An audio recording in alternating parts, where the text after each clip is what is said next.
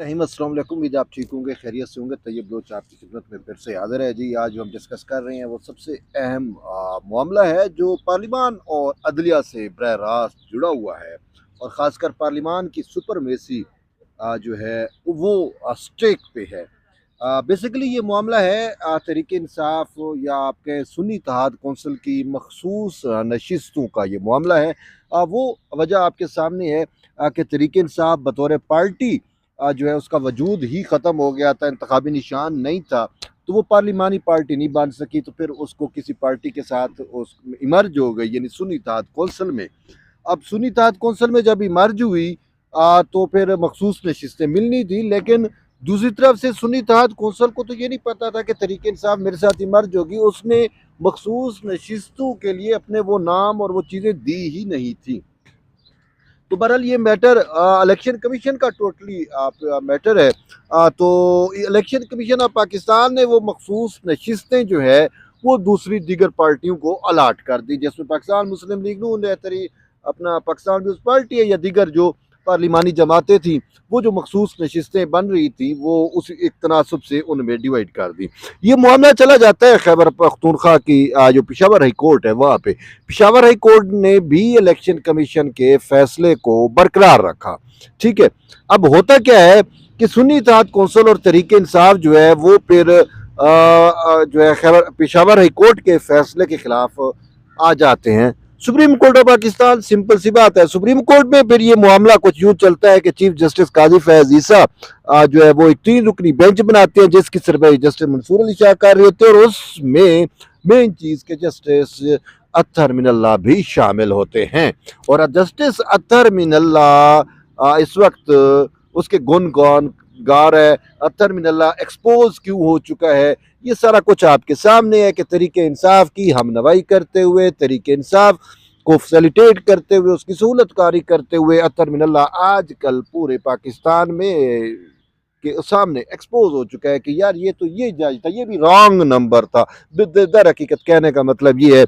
और फिर वही अत्तर मिनल्ला इसने चूंकि पॉपुलिस्ट अप्रोच का मालिक है, पॉपुलिस्ट बयानी को और पॉपुलिज्म को जो है वो फरोग देता है, तो इमरान खान के नक्शे कदम पर चलते हुए बिल्कुल ये दोनों में एक बिल्कुल रत्ती बराबर भी फर्क नहीं है। दोनों झूठ फरेब को भी अगर पॉपुलिस्ट बयाने के लिए, अपनी मशहूरी के लिए झूठ फरेब का भी ये सहारा ले लेते हैं। इनको आइन कानून और सच और हकीकतों से गर्ज नहीं है, जो अभी तक का मुझे नजर आया है। तरीक इंसाफ को तो वैसे भी नहीं है, अत्तर मिल्ला का समझते थे कि ये जज है तो कहीं ना कहीं, लेकिन आजकल इसका अपना वो चीज़ें सारे कुछ यही बता रही है जो मैं कह रहा हूँ। तो होता क्या है कि अत्तर मिनल्ला साहब उस बेंच में होते हैं, तो फिर जिस बेंच में अत्तर मिनल्ला हो और उस बेंच से तहरीक इंसाफ की सहूलतकारी ना हो, ये तो मुमकिन ही नहीं है, क्योंकि ये वो वाहिद जज है जो सवाल चन्ना जवाब गंदम वाली बात होती है, केस कोई और होता है और नोट जो लिखता है उसमें मामला कहीं कोई और डाल के, तो वो भी तहरीक इंसाफ को कहीं ना कहीं किसी और मैटर में फेवर देने की कोशिश लगा रहता है। ये वो जज है।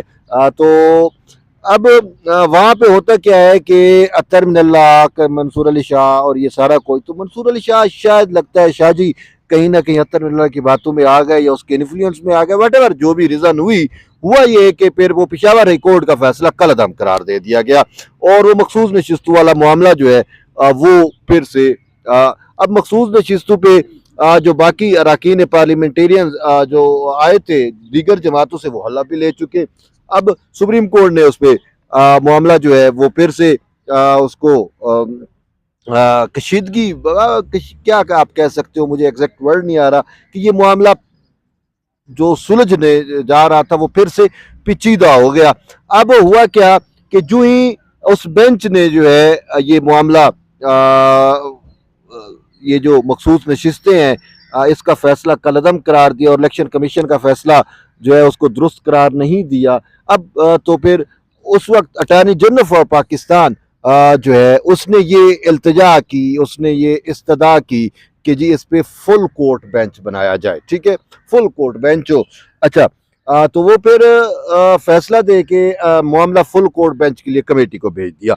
अब खबर ये है कि इस मामले पर चीफ जस्टिस काजी फैज ईसा ने जो है वो फुल कोर्ट बेंच बना दिया है। अवेलेबल जज जो 13 हैं, उन 13 जजेस पर मुश्तमिल ये बेंच अब 3 जून को 11:30 बजे ऑलमोस्ट इस मामले पर जो है वो समाअत करेगा। अब बात यह है कि फुल कोर्ट बेंच बन गया। अब फुल कोर्ट बेंच यानी कि ये वो बंदियाल तो नहीं है या बंदियालवी इरा तो नहीं है कि वो जब बंदियाल को कहते थे फुल कोर्ट बनाओ तो बनाता नहीं था। बहरहाल फुल कोर्ट जो है वो तो बन गया। अब फुल कोर्ट बेंच से बहुत सारे लोगों को जो है वो मरोड़ उठना शुरू हो गए। खासकर अतर मिनल्ला फैन क्लब बहुत बड़ा बेचैनी का शिकार है और उसने कल से ये फुल कोर्ट बेंच बना और कल से ये प्रोपेगेट कर रहा है जी चीफ जस्टिस को फुल कोर्ट नहीं बनाना चाहिए तो लार्जर बेंच बनाना चाहिए। तो भैया आप कौन होते हो? एजी कह रहा है फुल कोर्ट बनाओ, उसने फुल कोर्ट बना दिया, आप कहते हो जी ये लार्जर बेंच बनना चाहिए। अब वो अपने आप को अक्ल कुल समझते हैं। अब उनको पता चल गया कि उनकी गेम जो है वो शायद कहीं ना कहीं डिफ्यूज हो गई है। वो जो तरीके इंसाफ या उसकी जो पूरी एक तरतीब बन रही थी मकसूद नशिस्तों पे, उनको समझ आ गई कि अब ये फुल कोर्ट बेंच बना है। फुल कोर्ट में बहुत कम ही ऐसा होगा कि कोई जज पार्लिमान की सुपरमेसी के खिलाफ जाए। अब पार्लिमान की सुपरमेसी क्या है? बात यह है कि एट दी एंड इस मामले को भी देखें, ये पाकिस्तान में पहली दफा ये मामला इमर्ज हुआ है। पहले कहीं कोई ऐसी पार्टी जो जम हुई हो नहीं, ऐसा जैसा हुआ ही नहीं था जैसे अब की बार हुआ है। तो जब पॉलिटिकल हैपनिंग्स और इस टाइप की होती हैं तो फिर कानून और आइन भी जो है उस नए चीज़ों के मुताबिक इमर्ज होता है। ठीक है, जुरिस्प्रूडेंस भी बदलती रहती है, चीज़ें बदलती रहती हैं। लेकिन एट द एंड यही होता है कि सुप्रीम पावर चूंकि पार्लिमान है तो इस टाइप का कोई भी नोयत का मामला होता है, कोई भी इशू होता है तो उसका हल, उसका तदारुक, उसका सलूशन पार्लिमान ने देना होता है। ठीक है, अब सुन्नी इत्तेहाद कौंसिल और पीटीआई का मैटर और फिर इस मकसूद नशिस्तों के मामले पे जो है वो साफ ज़ाहिर है पार्लिमान ने ही तो फैसला करना है। तो अब यहाँ पे अदलिया तो फैसला कर नहीं सकती। तो अब ये जो फुल कोर्ट बेंच बना है तो इसमें साफ ज़ाहिर है गालिब अक्सरियत तो यही कहेंगे कि जी ये मामला पार्लिमान का है तो पार्लिमान को ये भेज दो, पार्लिमान फैसला कर लेगी। तो बहरहाल तो इस पे जो है वो यूथिया जो है और अतर मिनल्ला फैन क्लब के लोग जो हैं वो बहुत ज़्यादा परेशान है। ठीक है, अब वो ज़मीन आसमान के कुलाबे मिला रहे हैं। एक मैं जो है एक बंदे को सुन रहा था जो अतर मिनल्ला फैन क्लब का सुरखेल है, वो यहाँ तक कह रहा था कि जी चीफ जस्टिस ने ठीक है इसको लार्जर बेंच बनाना चाहिए था, फुल कोर्ट ना बनाता। अच्छा, फिर जी इसमें फिर चीफ जस्टिस खुद क्यों है? वो भाई वो खुद नहीं होगा तो तुझे बिठा दे। बात ये है वो चीफ जस्टिस है, उसने फुल कोर्ट बेंच बनाया, तमाम जजेस पर मुश्तमिल बेंच बना है, तो उसमें भी आप फिर रोला डाल रहे हो कि जी वो खुद ना हो। अब तवील क्या दे रहे हैं जी?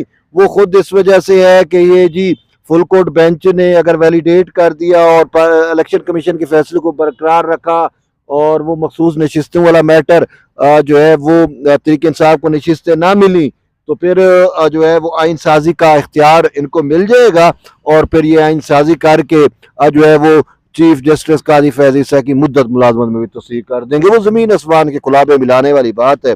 तो यूं ये इस टाइप की बातें की जा रही हैं। तो बहरहाल बात यह है इन सब की ख्वाहिशात पे पानी फिर गया है। इनको जो अतर मिनल्ला की सूरत में उम्मीदें नज़र आई थी वो सारी उम्मीदें अब इनकी दम तोड़ गई हैं। अब अतर मिनल्ला पहले भी एक्सपोज हुआ इमरान खान वाले मैटर के ऊपर, वो जो कहता है जी इसको वीडियो लिंक के ज़रिए, और वो आपके सामने है जो इशू चल रहा था कि उसकी लाइव स्ट्रीमिंग की जाए, तो अकेला यही जज बचा था। अब भी वो इसी अटेम्प्ट पे लगा हुआ है। ठीक है, तो अब भी वो अकेला हो जाएगा। ये सारे मैटर जो होंगे तो उसको फिर बंदियाल और ये इजाज़ुल एहसन की तरह चूँकि इसका भी कमाश उसी कमाश से ताल्लुक़ रखता है या उसी नज़रिए से ताल्लुक़ रखता है, उसी स्कूल ऑफ थाट से ताल्लुक़ रखता है, और इमरान खान का तो ये बहुत करीबी दोस्त भी रहा है। ठीक है, तो उसकी तो एक्सप्लेनेशन नहीं करता। बात ये जब तू दोस्त रहा है तुझे तो उसके केस ही नहीं सुनने चाहिए ना। फिर अगर आइन और कानून की बात करते हो तो आपको दूसरों की बारी कानून और आइन याद आता है और आपकी अपनी बारी ना आइन है ना कानून है और बस पॉपुलिज्म है और बस मैं क्या कहूँ। तो बहरहाल अब इन जैसे लोगों को ही जो है वो सख्त सदमे में है कि ये फुल कोर्ट बेंच क्यों बना और इसमें काजी फैज ईसा क्यों है। तो बहरहाल अब चीज़ें इमर्ज हो रही हैं, देखते हैं आगे सूरत हाल कैसे डेवलप होती है। तो ये एक अहम चीज़ थी, मैंने कहा आप तक शेयर करूं। एट द एंड यही है कि जुड़े रहिए तैयब बलोच के साथ। मिलते हैं नई वीडियो में, तब तक के लिए इजाज़त दें। अल्लाह हाफ़िज़।